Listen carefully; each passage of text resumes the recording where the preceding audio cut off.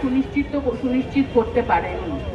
অতএব এই সমস্ত সমস্যাগুলো আমাদের নিজেদের জন্য আছে এবং আসবে পরবর্তীকালে। এই সমস্ত সমস্যাগুলোর সমাধান করতে আমাদের আরও বেগ পেতে হতে পারে, এবং যাতে সেই বেগটা না পেতে হয়, যাতে আমরা এই সমস্যাগুলোর সম্মুখীনই না হই, সেই জন্যই আমাদের প্রতিবাদ। সেই জন্যই আমরা আজকে থেকে চেষ্টা করছি যে আমরা আজকে থেকে প্রতিবাদ করছি যে এই লেবার কোড যেন কোনোভাবেই ইমপ্লিমেন্ট না হয়, হয়ে আইনে পরিণত না হয়। আমরা যতদিন না সরকার এই খুনি লেবার কোড তুলে নিচ্ছেন, ততদিন আমরা এই আন্দোলন চালিয়ে যাব। আমাদের আন্দোলন চলছে, আশা করছি আমরা সবাই, আপনারা এখানে যারা আছেন এবং পশ্চিমবঙ্গের সমগ্র ব্যাংক কর্মচারীরা আমাদের আন্দোলনে আমাদের সঙ্গে সবসময় একসঙ্গে থাকবেন। এই বলেই আমি আমার বক্তব্য শেষ করছি। ইনকিলাব জিন্দাবাদ। কমরেড, আমাদের ডেপুটেশন গেছে না আসা পর্যন্ত আমরা এখানে পথসভা চালিয়ে যাচ্ছি। সেশনের সাধারণ সম্পাদক কংগ্রেস জয়দীপ নিয়োগ।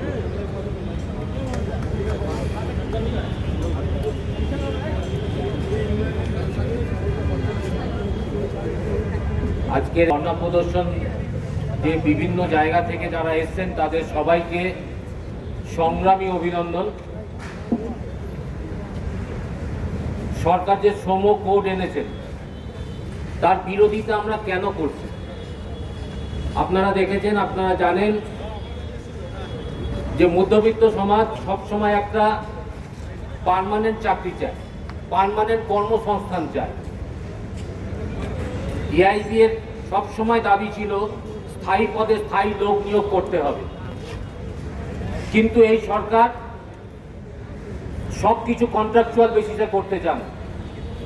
4 বছর 5 বছর, তারপর তার চাকরি কি হবে, তার চাকরি থাকবে কি থাকবে না সেটার কোনো গ্যারেন্টি নেই। আজকের এই শিক্ষিত যারা পড়াশোনা করছে এবং একটা ভালো চাকরি পাওয়ার আশায় যারা পড়াশোনা করছে এবং যাদের দিকে তাকিয়ে তাদের পরিবার বাঁচছে,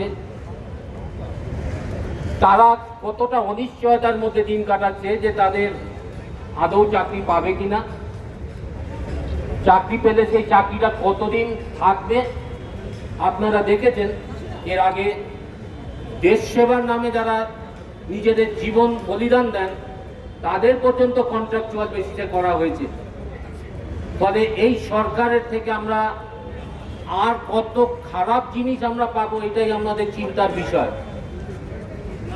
কিন্তু এর তীব্র প্রতিবাদ আমাদের সবাইকে করতে হবে, এবং সেই তীব্র প্রতিবাদের ভাষাটা, প্রতিবাদটা যাতে আমরা না করতে পারি, সেই স্ট্রাইকের অধিকারটা পর্যন্ত কেড়ে নেওয়ার চেষ্টা। এমপ্লয়াররা যখন খুশি তাদের কর্মচারীদের ছাঁটাই করে দিতে পারেন, মানে যা এই শ্রম কোডে এনেছেন সব হচ্ছে কর্পোরেটদের সুবিধার্থে। ফলে আজকে এখানে যারা আছেন, এখানে অনেকেই অস্থায়ী কর্মচারী আছেন যারা সেই অস্থায়ী চাকরিকে স্থায়ীকরণের জন্য লড়াই করে যাচ্ছেন দীর্ঘদিন, এবং এআইবি এর পতাকা তলে, বিপিবি এর পতাকা তলে আমরা সবাই একসাথে লড়াই করছি। সেখানে সরকার এরকম ভাবে স্থায়ীকরণের বিরুদ্ধে কন্ট্রাকচুয়াল বেসিস চাকরির জন্য উনি এই সমকোডগুলো লাগু করছেন।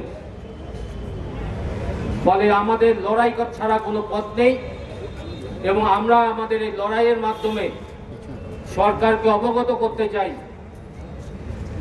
যে যতদিন এই শ্রমকোড, এই শ্রমিক বিরোধী শ্রমকোড যতদিন না ফেরত করছেন ততদিন আমাদের লড়াই চলবে। তাতে যতদূর আমাদের যেতে হবে, এআইবি শুধু ব্যাংকিং এর কর্মচারীদের জন্য শুধু লড়বে না, সারা ভারতবর্ষের সমস্ত শ্রমিক শ্রেণীর জন্য লড়াই করার জন্য সবসময় এআইবি এর একটা পুরনো ইতিহাস আছে। আমরা সেটা বয়ে নিয়ে যাব, এবং সরকারকে আমরা সেই সরকার যেটা আগে অসংগঠিত শ্রমিক শ্রেণীকে যে আমরা সংগঠিত করেছি এআইবি এর পতাকা তলে, সেটাকে আবার অসংগঠিত করার সবসময় একটা প্রচেষ্টা করছেন। আমরা সেটাকে আমাদের সবাইকে মিলে সেই প্রচেষ্টাকে প্রতিহত করতে হবে, এবং সেটা জেনে রাখবেন সেটা রাস্তায় নেমে করতে হবে, এবং আমরা সেই রাস্তায় নেমে প্রতিহত করার জন্যই আজকে আমরা এখানে এই 1 এপ্রিল আমরা এখানে কালো দিবস পালন করছি এবং এই ধারাটা যাতে অব্যাহত থাকে সেইটা আমাদের সবাইকে সেই ব্যাপারে সচেষ্ট থাকতে হবে। এটা আমাদের একার লড়াই না, সারা ভারতবর্ষের সমস্ত শ্রমিক শ্রেণীর লড়াই, আমার সমস্ত ভাই বোনেদের লড়াই। এই লড়াইতে যদি আমরা সবাই একসাথে না লড়তে পারি তাহলে আমাদের যে ভাই বোনেরা যারা একটা চাকরির জন্য অপেক্ষা করছে তাদের জন্য কিন্তু আমরা ভালো দিন উপহার দিতে পারবো না। ফলে এটা আমাদের একটা গুরু দায়িত্ব। এআইবি এর সৈনিক এবং বিপিবি এর সৈনিক হিসাবে এই গুরু দায়িত্ব আমরা সবসময় পালন করে এসেছি এবং আমি বিশ্বাস রাখি এআইবি এর এবং বিপিবি এর সৈনিকরা এই দায়িত্ব আগেও পালন করবে এবং সরকারকে মাথা নত করতে আমরা বাধ্য করব। এই কালা কানুন, এই অ্যান্টি লেবার পলিসি সরকারকে ফেরত দিতে হবে, শ্রম কোড সরকারকে ফেরত দিতে হবে। যতদিন না নিচ্ছে ততদিন আমাদের লড়াই চলবে। ইনকলাব জিন্দাবাদ, শ্রমিক শ্রেণী ঐক্য জিন্দাবাদ। এবার আপনাদের জেলার চেয়ারপারসন এবং বেঙ্গল প্রভিন্সিয়াল ব্যাংক মিত্রস অ্যাসোসিয়েশনের ডেপুটি চেয়ারম্যান কমরেড দুর্গাশ্রী বসুরা। বৃন্দ, আমাদের আজকে যারা এই মঞ্চে এসেছেন, যারা আজকে উপস্থিত হয়েছেন, তাদের সকলকে সংগ্রামী অভিনন্দন জানাচ্ছি। আজ আমরা এখানে যে জড়ো হয়েছি এই কালা দিবসে, কালা কানুনের বিরুদ্ধে আমাদের এই যে সংগ্রাম, এই সংগ্রাম চলবে। আপনারা একটু আগে স্লোগানে শুনেছেন যে লড়াই করে পেয়েছি যা, লড়াই করেই রাখবো তা। এটা আমাদের অঙ্গীকার। আমরা 1920 সালে যখন প্রথম ট্রেড ইউনিয়ন তৈরি হয় তখন থেকে নানা রকম সংগ্রামের মাধ্যমে আজ 120-125 বছর ধরে যে একটু একটু করে অধিকার অর্জন করেছিলাম, বাঁচার অধিকার, স্থায়িত্বের অধিকার, শান্তির অধিকার, ভ্রাতৃত্বের অধিকার, মানুষে মানুষে বন্ধনের অধিকার, সেই অধিকারগুলোকে একেবারে তছনছ করে দেওয়ার জন্য এই কেন্দ্রীয় সরকার এসেছে। আমাদের ভারতবর্ষের মানুষকে উত্তপ্ত করার জন্য এই কেন্দ্রীয় সরকার যত রকমের আছে তারা তাদের পদক্ষেপগুলো নিচ্ছে। আপনারা দেখেছেন জিএসটি হয়েছিল, তখন বলেছিল কি একটাই কর, হ্যাঁ, এত মানে মিষ্টি মিষ্টি কথা বলে ব্যাপারটাকে বুঝিয়েছিল। সবাই মনে করেছিলাম জিএসটি বোধহয় খুব ভালো কিছু হবে।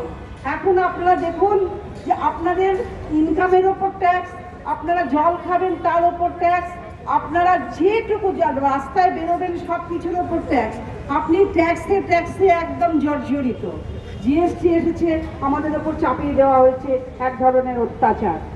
এরপরে নোটবন্দি এসেছে। নোটবন্দির সময় কত রকম কথা বলা হয়েছিল, নাকি সন্ত্রাসবাদ রুখবে, নাকি জাল নোট রুখবে, নাকি ভারতবর্ষকে বাঁচাবে নানা রকম দিক থেকে। তারা কিছুই পারেনি, উল্টে আমাদের আরো ক্ষতি তারা করেছে, ভারতবর্ষের মানুষের ক্ষতি করেছে।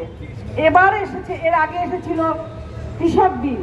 কৃষকরা কিভাবে টুথ অ্যান্ড নেল ফাইট করেছে তাদের অধিকারকে রাখার জন্য, এবং গভর্নমেন্ট বাধ্য হয়েছিল সেই 4টে মানে শ্রমিক কৃষক আইন রিপিল করতে। ঠিক সেই রকমভাবে এখন অদ্ভুতভাবে আমাদের উপর এই 4টে লেবার কোড চাপিয়ে দেওয়া হলো। একটু আগে আপনাদের কমলদা বলছিলেন যে আমাদের ইন্ডাস্ট্রিয়াল ডিসপিউট অ্যাক্ট, আমরা যারা ব্যাংকে চাকরি করি তাদের কাছে এটা বেদ সমতুল্য। প্রতি মুহূর্তে আমাদের এই ইন্ডাস্ট্রিয়াল ডিসপিউট অ্যাক্টের বই, ইন্ডাস্ট্রিয়াল ডিসপিউট অ্যাক্টের আলোচনা আমাদের সবসময় রাখতে হয়। কারণ কখন কে কোথায় কি বিপদে পড়ে, কাকে কি বিপদে ফেলা হয়, এটা আপনারা জানেন। সরকারের চক্রান্ত থাকে, ম্যানেজমেন্টের চক্রান্ত থাকে। এই সমস্ত আইন থেকে, এই সমস্ত আক্রমণ থেকে বাঁচার জন্য আমাদের ইন্ডাস্ট্রিয়াল ডিসপিউট অ্যাক্ট ছিল। আজকে থেকে সেই ইন্ডাস্ট্রিয়াল ডিসপিউট অ্যাক্টের কোনো বৈধতা নেই। কি করে বাঁচবো আমরা, কি করে বাঁচাবো আমাদের ভাই বোনদের, কি করে বাঁচাবো আমাদের অস্থায়ী কর্মচারীদের? আমাদের না আছে কোনো স্থায়িত্ব, না আছে কোনো বন্ধুত্ব, না আছে কোনো ভ্রাতৃত্ব। শুধু মানুষে কিভাবে বিভেদ তৈরি হবে, কিভাবে মানুষের সাথে মানুষের একটা অন্যরকম সবাই সবাইকে সন্দেহ করবে, একটা সন্দেহের চোখে সন্দেহের বাতাবরণ আসছে।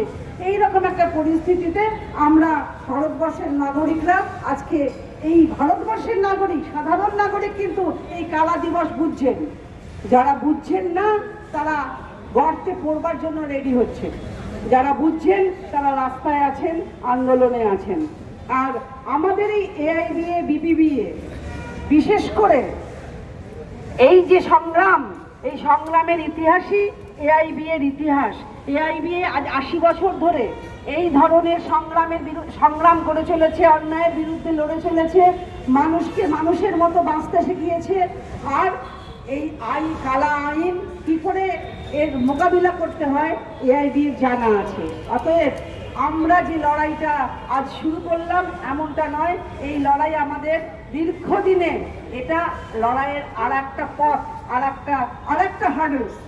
একটা হার্ডলসে আমরা পড়েছি। কাজেই কারোর কোনো চিন্তার ব্যাপার নেই। আমি যতটুকু বুঝি, যতটুকু ইউনিয়ন দেখেছি, ইউনিয়ন কিন্তু শেষ রক্তবিন্দু পর্যন্ত সবার জন্য লড়াই করবে, সবার জন্য ইউনিয়ন থাকবে। এই লড়াই এত সস্তা নয় যে 3 দিন আমরা ডেপুটেশন দিলাম আর 4 দিনের মাথায় আমরা আমাদের সব কিছু পেয়ে গেলাম, এরকমটা হবে না। আমাদের লড়াই যেমন চলবে সেই সাথে সাথে মানুষকে আমাদের বোঝাতে হবে, আমাদের গ্রাহক বন্ধুদের বোঝাতে হবে যে ব্যাংকের লোকেরা যে লড়াইটা করছে সে লড়াইটা আপনারও লড়াই। তাই গ্রাহক বন্ধুদেরও আমরা পাশে চাই, সাধারণ মানুষকে পাশে চাই, সমস্ত স্থায়ী অস্থায়ী সব রকম ব্যাংক মিত্রদের কথা আপনারা জানেন। আমাদের আসল কথা, গভর্নমেন্ট চাইছে কি করে তোমার দায়িত্ব থেকে আমি হাতটা ধুয়ে নেব। তুমি আমাদের নাগরিক, তোমার SIR এর নাম থাকবে না, আমি দেখবো কে আমাকে ভোট দেবে, তুমি আমাদের কেউ না। অতএব গভর্নমেন্ট ঠিক করবে কাকে স্থায়িত্ব দেবে, গভর্নমেন্ট ঠিক করবে কোন আইন আনবে, গভর্নমেন্ট ঠিক করবে কাকে বাঁচাবে। অতএব এতটা সস্তা নয়, ভারতবর্ষের নাগরিকরা এখনো পর্যন্ত অতটা বোকা নয় বা অতটা অসংগঠিত নয় যে তোমাদের এই চক্রান্ত বুঝতে পারছে না। তা আমরা শেষ রক্তবিন্দু পর্যন্ত আমরা এই লড়াই চালিয়ে যাব, আমরা এই লড়াই জিতব, আমাদেরই জয় হবে, এই আশা রেখে সবাইকে ধন্যবাদ জানিয়ে বক্তব্য শেষ করছি। ইনসাফ জিন্দাবাদ।